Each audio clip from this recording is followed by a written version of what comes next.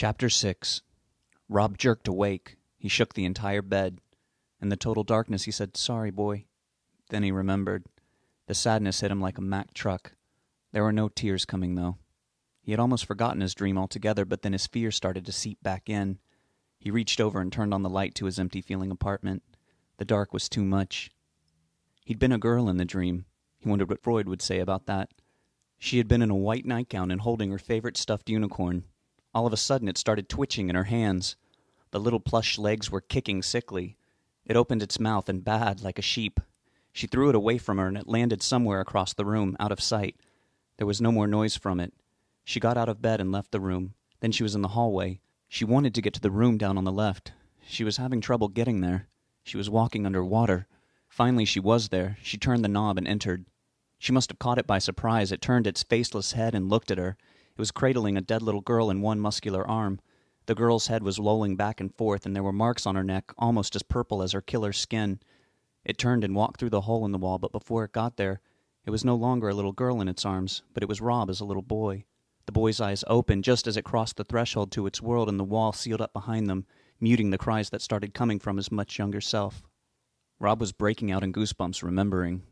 He tried focusing on more down-to-earth matters like what he was going to do about job hunting. He called his bank's automated service and checked his balance. "Shit," he said just before he hung up. The money he'd spent at the vet's didn't leave enough for his rent to clear. He really didn't want to, but tomorrow he would have to call his mother and ask for a loan or face homelessness. Their relationship was strained, to say the least. The first showdown happened when Rob was 8. Rob's father was a total lush. Alcohol was a demon for his old man. When it went in him, he became a completely different variety of crazy. He would become violent and vulgar, a perverse version of his usual self. Rob was too young to remember his parents' initial breakup. That had probably occurred more quietly and slowly and privately than their regular bouts. He remembered little things like sitting on the kitchen floor playing with his toy truck while his mom was doing the dishes. Then his dad had come in, staggering and saying to her, "You fucking windbag." And then she ran up to him and dug her soap-sudsy fingernails into his bicep, pulling him into the living room where she really laid into him. Rob had pushed the truck back and forth, not knowing what else to do, but try to act normal. Someone had to. He remembered his mom that night running around with a steak knife stabbing the large southern Floridian cockroaches in their infested house. The top bug would slide further up the serrated blade as she stabbed another. He remembered once being put in the car by the stammering louse of a man and promised a fun time at the park, but his mother had come rushing out of the house saying she wouldn't let Rob ride with him while he was in that condition. Rob had cried with disappointment. His mother asked his father for some money to go grocery shopping. He said, "Well, I'll give you all I have," like a martyr who was about to be stripped of his valuables, and then he threw 8 cents at her. His dad was just suddenly not in his life anymore. Rob never minded too much. What he did mind was the series of fuck-ups his mother was constantly hooking up with. It didn't interfere too much with his life since they were mostly over after he was asleep for school, but he recalled one throwing beer in his face, temporarily blinding him. His mother kicked the guy out, but he was soon replaced. There was one guy who was nice to him and bought him a shirt with rattlesnakes on it, but his mother ditched him saying he was boring. When Rob was 8.5 years old, and in the 3rd grade, his dad came back into his life. His mom had been getting recent telephone calls, and they seemed to be getting along over the phone lines. His father had told her that over the past few years he had gotten some help and was a changed man. She wanted this to be true for herself and for her child. He moved in later that week. Rob was surprised that he felt something, seeing that man he really didn't know standing in the doorway. He wrapped his arms around his father's waist and hugged him. His dad actually seemed pretty cool. He taught his boy some fighting moves and how to play 52 pickup and so on. He was even making improvements on his mother's house. They had lived together in her parents' old house, which they rented to her for an average price. But 3 years earlier, to get out from under their heavy thumbs, she had gotten her own modest home and paid for it by working 3 jobs while Rob was at school, home from school, alone and loving it, and while he slept. That after-school but before-bedtime chunk of day was the best. He got to watch anything he wanted on television. His bedtime was pretty much as late as he wanted, although he always promised no later than 9. His mom checked in time to time by phone. He was surprised to find, after all that time, that he liked coming home to find his dad there. One afternoon, while turning the carport into a spare room, his mother called attention to the 6-pack at his side. She was easily dissuaded when he said he just needed a cold one now and then, when he was working so hard to help her. That was his only job. Things started to degrade again.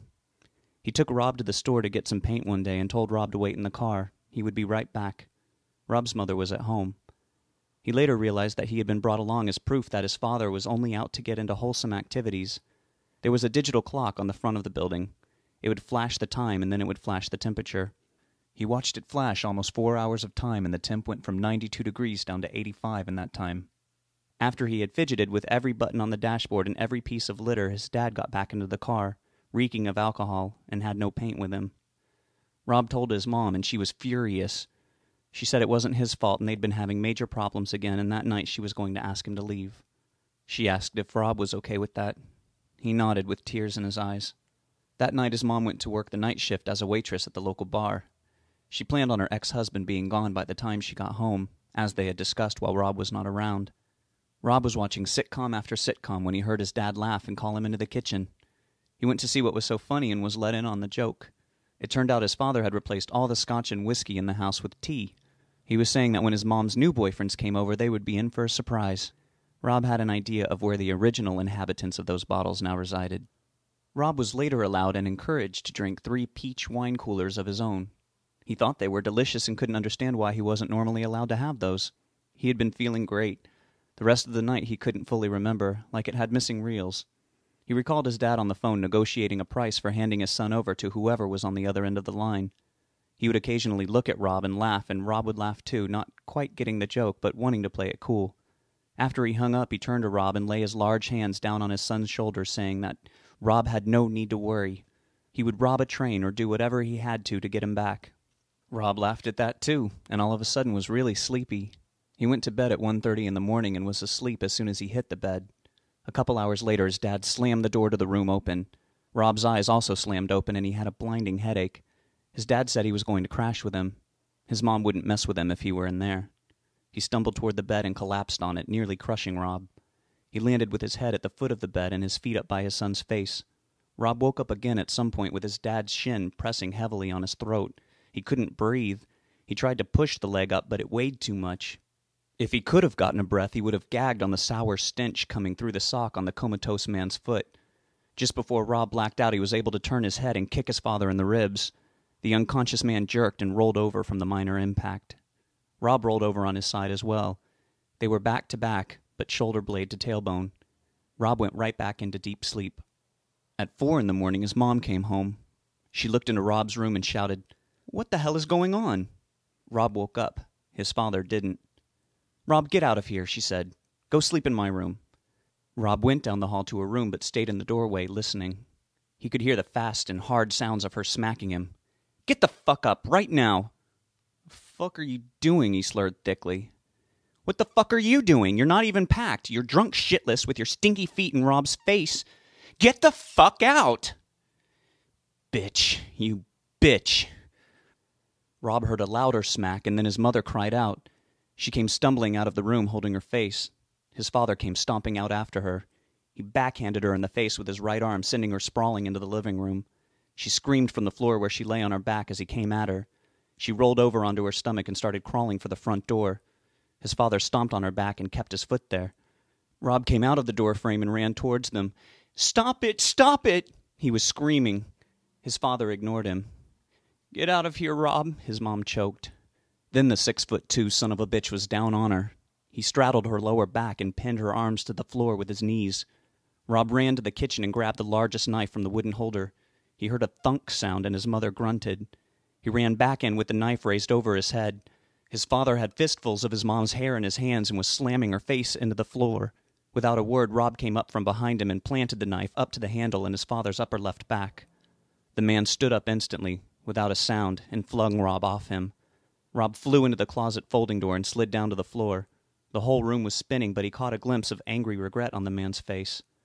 The next thing Rob knew, his mom had gotten up and grabbed him by his rattlesnake-covered shirt and yanked him out of the house. They ran right past the man who was just standing still in the middle of the room. They got in his mom's beat-up Chevy, but the car would not start. Over the engine's grinding sounds, the shouting began from inside the house. "Where's all this blood coming from?" the man howled. "Oh, Jesus," his mom cried. Then the engine finally turned over and they were peeling out and down the road. Rob realized he still had the knife in his right fist. There was no blood on the blade, and for a moment he thought he might have missed what he aimed for. But then he clearly remembered that he had not. Not at all. He touched the cold metal and found a thin coat of slime on it. Disgusted, Rob rolled down the window and threw the knife out. He heard it clank behind him on the road. "Where are we going, Mom?" he asked her. "I don't know. I don't want you to get in any trouble. I think we should go to Grandma and Grandpa's. What do you think?" "I guess so." His grandparents lived just a little more than a half-hour away, and when they got there, the sun was just starting to come up. Their house was covered in plant life and seemed gloomy even in the light of the dawn. Rob and his mother went to the front door and knocked. Inside, they were already awake and beginning their day like any decent folks. His grandmother answered the knock. "Oh, sweet heaven," she said as soon as she saw her daughter. "Come on in, what happened?" She made her child sit on the couch, and then she turned on the lamp next to it. That was the first time Rob had really had a chance to see his mother's face since it happened. It was horrible. Her lips swelled up to where they looked like bloody garden slugs. Her jaw was protruding a golf ball-sized lump, which spread up into her right cheek. Her nose looked squashed flat, and her eyelids were a black and purple and were puffed near shut. His heart sank. Grandma ran into the kitchen to get an ice pack for her. When she came back, she demanded an explanation. Apparently, his mother had bitten her tongue during one of the impacts, and it was really starting to swell in her mouth, but she carefully and painfully recounted the events, repeating some words over and over, until they would come out of her mouth with some sort of mangled articulation. "I'm calling the police," her mother said to her, blank-faced, when her daughter was finished. "I don't know. Will Rob be in trouble?"